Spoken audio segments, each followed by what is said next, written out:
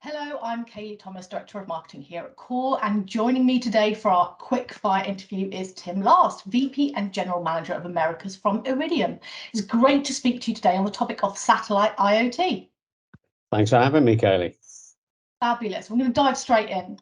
Now, there was a recent TMR report that estimated that the satellite IoT market is going to reach $6.14 billion by 2031.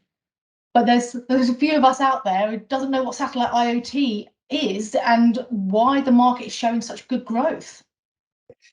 Yeah, so a number of reasons, Kaylee, but first and foremost, it's really following the continued worldwide growth and interest in IoT more generally.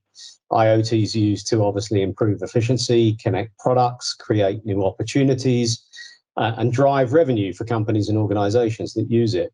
Satellite IoT is really just following that same trend. And as the name suggests, it's really just connecting IoT solutions via a satellite communication mechanism, just like cellular does, just like LoRaWAN, Wi-Fi, or any other technology. Specific to satellite, Iridium, along with others in the industry, have been continually bringing down the cost of satellite and improving the performance. And that's also helped spur greater adoption.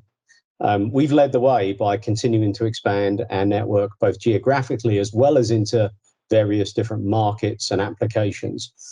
And we do that by really making it easy for customers to adopt satellite.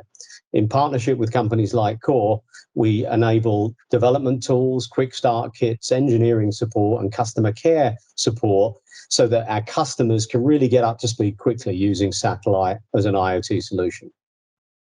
Fabulous. So you kind of speak around that capitalization and adoption growth of IoT. And a lot to do with that is around remote operations that can't adopt a cellular-based approach. So typically, what use cases are you seeing that satellite IoT addresses? Yeah, sure. So satellite addresses many of the same use cases that cellular does, but of course, we primarily focus on those that are very remote or often mobile in nature. We don't try to compete with cellular or many of the other terrestrial technologies.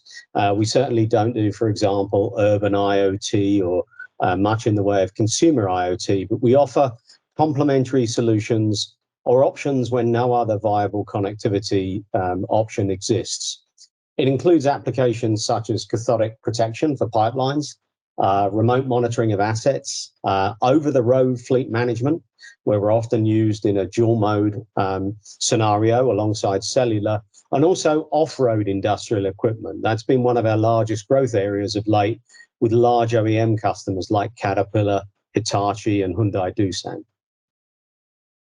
So a customer comes, oh, this sounds great. I have one of those use cases. Cellular's not going to work for me. Are there any special factors that you talk to customers about when they're looking to deploy an IoT satellite solution?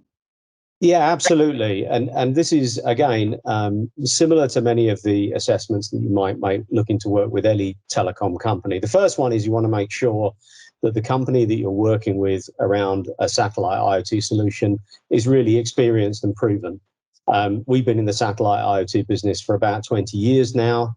We've replenished and replaced our network once within that time period, and we're recognized as a market leader for satellite IoT. We're the largest satellite IoT provider in the world today. Secondly, not all networks are equal. Iridium has a reliable, real-time, fully global L-band network, and that's a huge advantage for the IoT solutions that we support. You compare that to many alternative networks, particularly some of those that you might see from startup companies today. They often don't have many satellites in orbit, they don't have the scale, they don't have the experience, and they certainly don't have the ability to manage a complex space-based network. Thirdly, it's important to consider spectrum. A lot of customers don't really think about this particularly, but spectrum is really important when it comes to creating a satellite-based communication network. Unlicensed spectrum, for example, the kind that you might see from LoRaWAN or some of these other terrestrial technologies, they actually can present problems if used to a satellite. So we use licensed L-band spectrum, which is really optimal for communicating to satellites. It's also weather resistant and it's very reliable. So it gives you a really high quality IoT service. Finally, it's really best to pick a partner that gives you choices when it comes to how you deploy an IoT solution.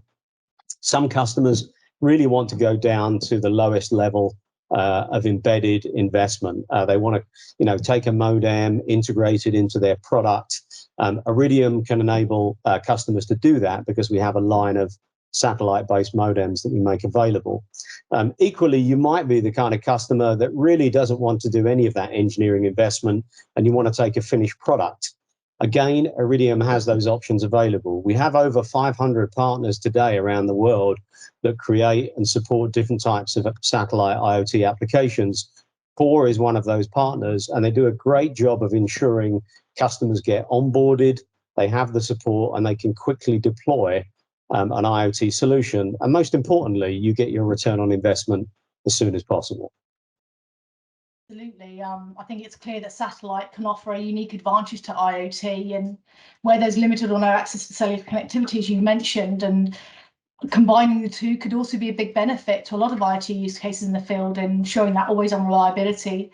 We had a recent case study with Swoop Aero. We're using eSIM and satellite when they're delivering medicines into Malawi to make sure that they always have that always-on connectivity, because you can imagine if a drone stops having connectivity.